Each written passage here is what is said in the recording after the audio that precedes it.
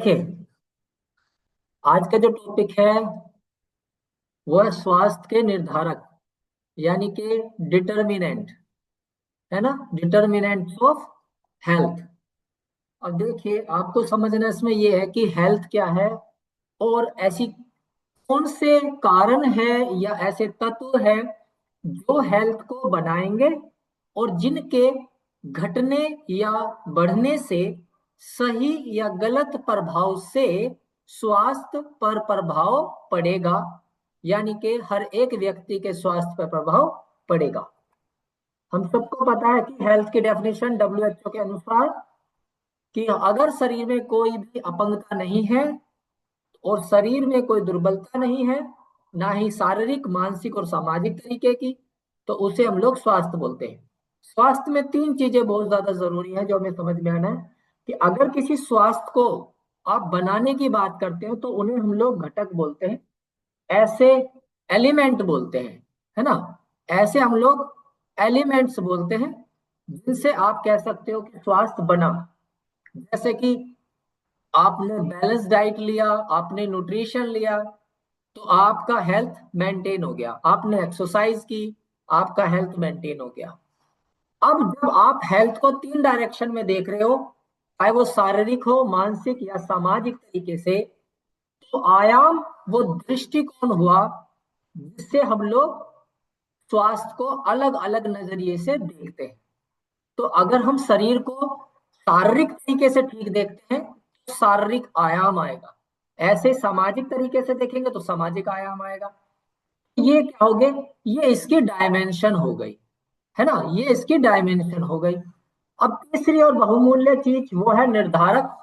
ऐसे डिटर्मिनेंट, ऐसे डिटर्मिनेंट यानी कि ऐसी चीजें जिसके घटने या बढ़ने से सही या गलत प्रभाव से, भाई सही या गलत प्रभाव से हमारी जो स्वास्थ्य है, चाहे वो शारीरिक हो, चाहे वो मानसिक, सामाजिक, आध्यात्मिक, किसी भी प्रकार की हेल्थ को देखने का नजरिया हो, प्रभावित होगी।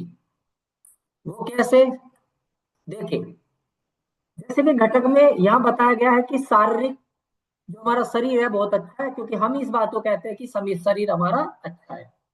पर्याप्त भोजन लोगे, टीकाकरण करोगे तो स्वास्थ्य हमारा अच्छा होगा। तो इसमें पर्याप्त भोजन और टीकाकरण घटक है, तत्व है, जिसकी वजह से आप और हम हष्ट पुष्ट हैं। अगर कोई व्यक्ति बीमार नहीं है, नकारात्मक है, लेकिन बात बिल्कुल सही है कि कोई व्यक्ति बीमार नहीं है तो उसका शरीर बीमार नहीं है। हमेशा बीमार हम नहीं, हमारा शरीर होता है। हमेशा चिंता हमारे मस्तिष्क में आती है। हमेशा सामाजिक दृष्टिकोण से हम खराब होते हैं, हम नहीं, हमारा पहलू प्रभावित हो रहा है। तो अगर किसी भी व्यक्ति के शरीर के स्वास्थ्य को देखो तो उसका शारीरिक आयाम रहेगा, और अगर तनाव को देखो तो उसे हम लोग मानसिक आयाम बोलेंगे। अब जैसे हम लोग बोले अपूर्ण शांति, है ना, अपूर्ण शांति। अपूर्ण का मतलब यानी कि ये पूरा नहीं है, ये अधूरा है। ये क्या है कि हमारा अधूरा है, और अधूरा का मतलब आपको अधूरी शांति है। तो शांति कहाँ होती है, हमारे लाइफ को प्रभावित करती है, हमें मानसिक तरीके से प्रभावित करती है। तो ये मानसिक आयाम होता है। अभी और इम्पोर्टेंट चीज वो है मुख्य निर्धारक। अब देखिए, निर्धारक में पहली चीज जीवन शैली। हम या आप, हर एक व्यक्ति अपनी जिंदगी में व्यक्तिगत तरीके से प्रभावित देखता है जिंदगी को। हमारी और आपकी व्यक्तिगत तरीके से जिंदगी को प्रभावित देखता है, चाहे तो वो सकारात्मक प्रभाव में देखे या वो नकारात्मक प्रभाव में देखे। अगर ये व्यक्ति मान के चलो सकारात्मक है तो वो कोई अच्छा खाना खाएगा, अपना जो दिमाग है वो अच्छे खाने में लगाएगा, ताकि वो क्या हो, अच्छे से लाइफ को बेहतर तरीके से जिए, एक अच्छा स्वास्थ्य लेके जिंदगी को जिए। अच्छा व्यायाम करेगा तो अच्छा लाइफस्टाइल को जिएगा, शरीर में तंदुरुस्ती आएगी। और व्यायाम एक ऐसी चीज है जो हमेशा बदल सकता है। ये बदल सकता है। व्यायाम अगर आप करोगे तो आप बदलाव को देखोगे, स्ट्रेच होगी बॉडी, आप अच्छे से व्यायाम कर सकते हो। लेकिन नशा और प्रदूषण ये हमेशा नकारात्मक प्रभाव डालते हैं। अब अगर कोई व्यक्ति नशा करने लगे, उसको स्मोकिंग करने लगे या अल्कोहल पीने लगे, अल्कोहल पिएगा तो वो लीवर को खराब कर देगा। लीवर खराब करेगा तो हेपेटाइटिस भी हो सकता है, प्लस और भी बहुत सारी चीज जो डाइजेस्टिव सिस्टम को प्रभावित करती है। अगर कोई व्यक्ति धूम्रपान करता है तो धूम्रपान करने से जो ऑक्सीजन का लेवल है वो धीरे धीरे प्रभावित होगा, और कार्बन डाइऑक्साइड का या और भी ऐसी गैसेज हैं जो वातावरण में रहती है प्रभावित हमें करेगी। प्रदूषण से, चाहे वो धूम्रपान के माध्यम से हो, अगर धूम्रपान कोई व्यक्ति करता है तो हमारे लंग्स खराब हो जाते हैं। और लंग्स के अंदर एक अच्छी बात ये होती है कि वो आपको ऑक्सीजन एक प्रॉपर अमाउंट में प्रोवाइड करा देते हैं। आपको अगर अमाउंट में चाहिए, अच्छा खासा रिजर्वायर चाहिए, तो लंग्स आपको प्रोवाइड करा देगा। अब दूसरी चीज आती है पर्यावरण को। पर्यावरण के अंदर एक आता है एटमोस्फियर, यानी आखिर आसपास का वातावरण क्या है ना? वातावरण क्या है? अभी आप देखो, अचानक से ठंड होगी, अचानक से गर्मी होगी, तो ऐसे में हम देखते हैं हमारे शरीर के अंदर दो तीन बीमारियां पड़ेंगी। जैसे ठंडा हो जाएगा तो कोल्ड क्रैम्प हो सकते हैं, अगर गर्मी लगेगी तो हीट एग्जॉस्ट कर सकता है, यानी कि गर्म, बोलते हैं कि गर्माहट आपके दिमाग में चढ़ गई है ना, इस तरह की चीज बोलते हैं, बुखार बोलते हैं। तो अगर हम लोग साफ पानी पी रहे हैं तो अच्छी बात है, अच्छी हवा ले रहे हैं अच्छी बात है, साफ सफाई कर रहे हैं अच्छी बात है। अगर हम लोग प्रदूषण को हटा दें तो जल और वायु भी बहुत अच्छी बात है। लेकिन अगर आप गंदा पानी पिएंगे, साफ पानी नहीं पी रहे, अगर आपकी हवा अच्छा नहीं है, अगर साफ सफाई अच्छी नहीं है, अगर प्रदूषण से आप जिंदगी जी रहे हो, तो आपके आसपास का वातावरण खराब होगा, और वातावरण खराब होने से आप बीमारी में आ जाओगे। नेक्स्ट इसके अंदर आता है, वो आता है आपका सामाजिक और आर्थिक के हिसाब से। अगर आप इनकम की बात करते हो तो हमेशा इनकम क्या है, वो डिपेंड करती है शिक्षा के स्तर को लेके।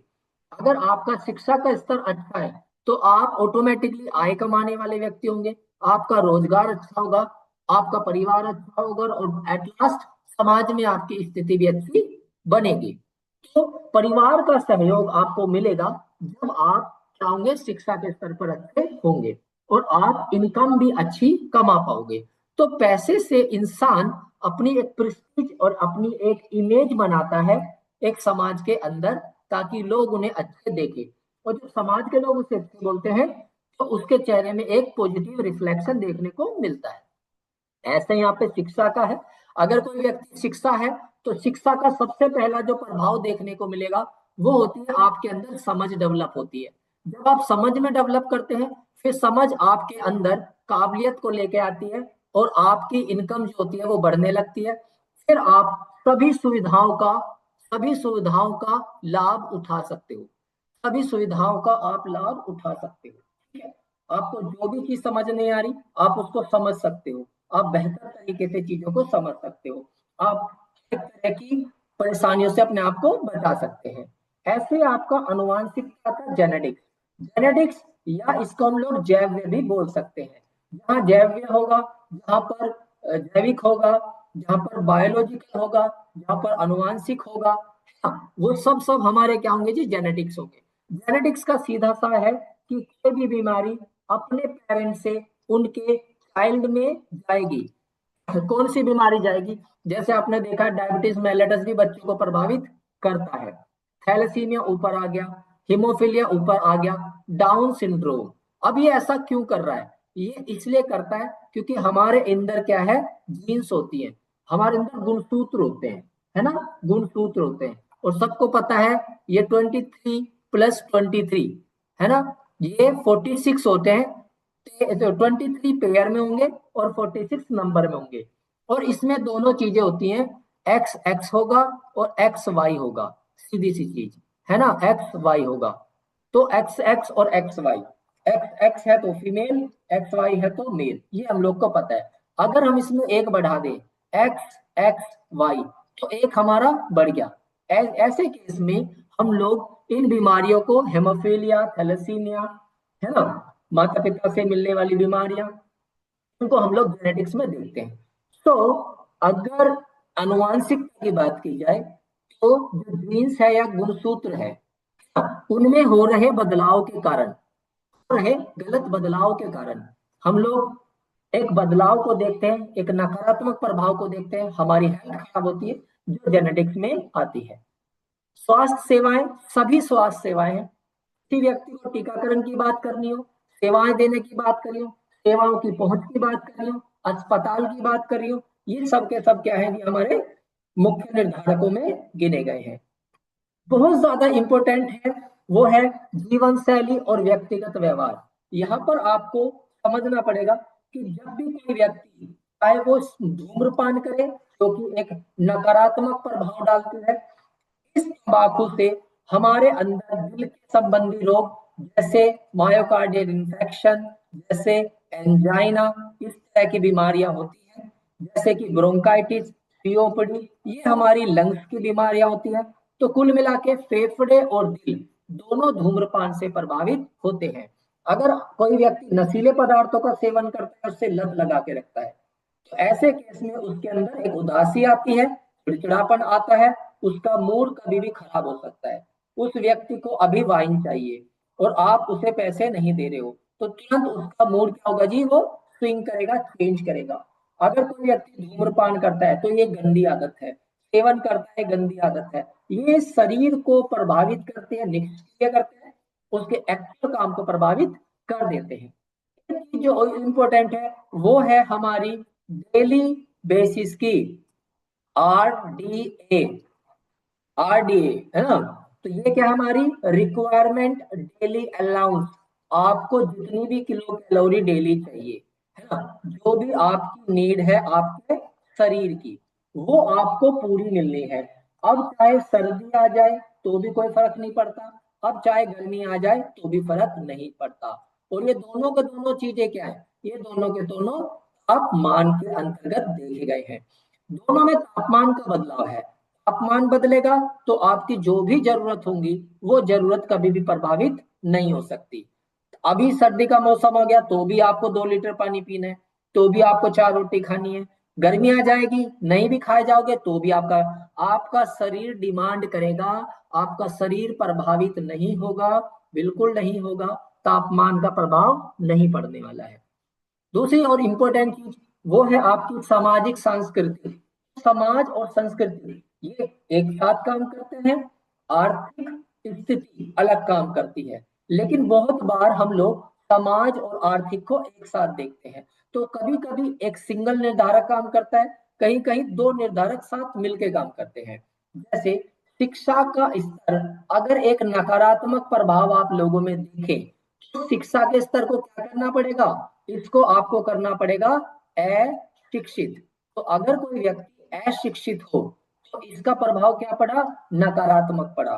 तो अगर आप शिक्षित नहीं हैं तो क्या होगा, आपके अंदर समझ, आपके अंदर समझ नहीं आएगी, और जब आपके अंदर समझ ही नहीं होगी तो आप आगे के फैसले नहीं ले सकते। आपको डॉक्टर कहेगा ANC की जांच कराइए, आपको समझ नहीं आएगी। आपको डॉक्टर कहेगा TD का इंजेक्शन लगवाओ, भूल जाओगे। आपको कहेगा डॉक्टर चेकअप करवाओ, फोलिक एसिड की दवाई दिलवाओ, आप वो काम नहीं करने वाले। कहां से नहीं आया, क्योंकि आप अशिक्षित है, क्योंकि आप शिक्षित नहीं है। तो शिक्षा का नकारात्मक प्रभाव देखने को मिलता है। शिक्षा नहीं, समझ नहीं, समझ नहीं, पैसा नहीं, समझ नहीं, आपके अंदर कम्युनिटी के प्रति आपका कोई भी लिंक नहीं, ठीक है, जिससे रोग और ज्यादा गंभीर हो जाते हैं। अभी आपको पता है कि डॉक्टर ने बोला भाई साहब आयरन की टेबलेट दे दो, खून कम है, लेकिन ऐसा बंदे ने किया नहीं, उसने आयरन की टेबलेट खिलाई नहीं। अब आयरन की टेबलेट नहीं खिलाएंगे तो अब कैसे होगा, अब इसमें ऐसे होगा कि अब आयरन की टेबलेट आप क्या करेंगे, खिलाएंगे। और अगर आप नहीं खिलाते हो तो ये अशिक्षितता का प्रभाव है, ठीक है। आमदनी कम होगी, गरीबी आएगी, चीजें ना ही तो भोजन ले पाओगे, ना ही अच्छा घर बना पाओगे, बेरोजगारी आएगी, और धीरे धीरे आपका जो मानसिक स्वास्थ्य है वो प्रभावित हो जाएगा, ठीक है। द्रव्य निर्धारक की अगर हम लोग फिर से बात बात करें, ये जीन्स पर निर्धारित करते हैं। मंद बुद्धि, डाउन सिंड्रोम, थैलेसीमिया, हीमोफीलिया, इस तरह के बीमारी यहाँ पर देखने को मिलने वाली है। स्वास्थ्य सेवा में भी टीकाकरण, मातृ शिशु शिक्षा की आपको प्रॉब्लम देखने को मिलने वाली है। अब यहाँ पर जरूरी है वो है एनवायरमेंटल के बारे में। एनवायरमेंटल, अब एनवायरमेंट क्या होता है अभी आपको समझ में आना है। एनवायरमेंट क्या है? एनवायरमेंट के अंदर पहली चीज वो है एटमोस्फियर। एनवायरमेंट में एटमोस्फियर आता है। आपके आसपास जो है ये एक वातावरण है, ठीक है? ये एक वातावरण है, ये एक पर्यावरण है। अब एनवायरमेंट के अंदर एक वायुमंडल होता है ना? आपके आसपास जो है नमी है, गर्मी है, ये एटमोस्फियर है। और एटमोस्फियर में कुछ चीजें हैं। एटमोस्फियर को समझने के लिए, एटमोस्फियर हो गया एक ऐसी स्थल होता है, ऐसी जल होता है। तीन प्रकार के मंडल हैं जो आपके पास देखने को मिलते हैं आपके पर्यावरण के अंदर। आप जिंदा हो, आपके आसपास तीन चीज है। आपके पास वायु है, आपके पास थल है यानी कि जमीन है, आपके पास जल है। तो वायु और जमीन और जल, है ना? ये तीन प्रकार की चीज आपके पास है। अब इन तीनों के अंदर कुछ ऐसा है जो आपको प्रभावित करता है। पहली चीज, पृथ्वी को जो घेरे हुए है वो ग्रीन हाउस एक इफेक्ट है, जिसमें कुछ गैस है, कार्बन डाइऑक्साइड और मीथेन। मीथेन गैस आपको बहुत जल्दी प्रभावित करती है, बड़े आसानी से प्रभावित करेगी, और ये डायरेक्ट आपको ग्लोबल वार्मिंग की ओर लेके चलेगी। मीथेन गैस डेवलप होगी, थोड़ी सी गर्माहट रहेगी, सफोकेशन होगी, और एक ग्लोबल वार्मिंग डेवलप होगी। गर्माहट बनी रहेगी, पूरी पृथ्वी पे अपनी गर्माहट बनी रहती है। ये गर्माहट जो है ये आपको प्रभावित करती है। ऐसे ही जीवन जीने के लिए कुछ गैस है, जैसे ऑक्सीजन 21% आपको प्राप्त होती है, आपको प्राप्त होगी, आप जिंदा रहोगे। कार्बन डाइऑक्साइड आपके शरीर से बाहर चली जाती है, ठीक है? ऐसे ही एटमोस्फियर की कुछ परतें देखने को मिलती है, ठीक है? वो परतें क्या है आपकी एटमोस्फियर की। और एटमोस्फियर कहां से निकल के आया? पीछे एटमोस्फियर। तो यहाँ पर क्या है? पहला, अब देखिए ये पृथ्वी है, ये पृथ्वी है, एक, दो, तीन, चार और पांच, ये इस तरीके से चल रही है, ठीक है? इस तरीके से चल रही है। अब पहला है क्षोभ मंडल। ये एक ऐसी है जो सबसे निचली परत है, यानी कि ये वाली पहली, ठीक है? ये पहली होगी। इसमें आप देख रहे हो नॉर्मली बादल वर्षा सब यही होते हैं। के बाद आती है समताप मंडल, यानी कि दूसरे वाली, ठीक है? ये होगी आपकी दूसरे वाली, ठीक है? ये होगी आपकी दूसरे वाली। दूसरे में क्या देखने को मिल रहा है? ओजोन परत है। अब ओजोन परत का एक काम है, जब कोई सूरज की किरणें आती है तो उसके अंदर अल्ट्रावायलेट रेज होती है, ये पर्याप्त मात्रा में अवशोषित होंगी, तो ये क्या करेंगी? आपके शरीर के अंदर गर्माश देंगी, प्लस नॉर्मली विटामिन डी, इस तरह की जो अच्छी चीजें हैं वो आपको मिलेगी। लेकिन जब आप इन्हें जरूरत से ज्यादा करेंगे तो ये आपको कैंसर बनाएंगी। ये क्या है? आपकी नॉन कम्युनिकेबल डिजीज, किसी दूसरे व्यक्ति ने तो दी नहीं, मोतियाबिंद हो जाएगा, आपकी आंखों पे प्रभाव पड़ेंगी, है ना? ये बीमारी देखने को आपको मिलेगी अल्ट्रावायलेट रेस, और इससे नहीं होना है, इसलिए ओजोन परत क्या करती है? हमें बचाती है। ओजोन परत समताप मंडल में होती है, और ये अवशोषित करती है अल्ट्रावायलेट रेस को, ताकि हमें किसी प्रकार का प्रभाव ना देखने को मिले, हम अच्छे से जिए। अब ऐसा है, थर्ड आती है मध्य मंडल, बीच का। ये हमें यहाँ पे देखने को मिल रहा है थर्ड नंबर की। ये क्या है? समताप मंडल, यानी कि दूसरी लेयर के ऊपर की लेयर है, और इसमें तापमान जो है थोड़ा सा घटने लगता है। बस धीरे धीरे आप अंतरिक्ष की ओर जाओगे तो घटने लगेगा। उसके बाद आ जाता है आपका चौथे नंबर का आयन। आयन वो चीज है जो थर्मोस्फेयर टाइप है, जैसे कि ऐसे छोटे छोटे कण जो रेडियो तरंगों को प्रतिबिंबित कर देते हैं, प्रतिबिंबित करते हैं, यानी कि कंफर्म करते हैं कि हाँ कुछ रेडिएशंस है बाहर जाने की। वो रेडिएशंस क्या है जी? हमारे आयोनोस्फीयर में या थर्मोस्फीयर में देखने को मिलती है, आयन, है ना? इस तरह के कण आपको देखने को मिलते हैं। और एट लास्ट जो फर्स्ट नंबर की है वो है आपका एक्सो। एक्सो बाहर की ओर, बाहर यानी कि अंतरिक्ष की ओर, सबसे बाहरी मंडल। इस तरीके से पांचों मंडल देखने को मिलते हैं सौरमंडल, troposphere, stratosphere, mesosphere, ionosphere, atmosphere और एक्सोस्फेयर, है ना। सौरमंडल, समताप मंडल, मध्य मंडल, आयन मंडल, बहिमंडल, है ना। ये इस तरह की चीजें हैं, 5 अलग अलग प्रकार के मंडल देखने को मिल रहे हैं।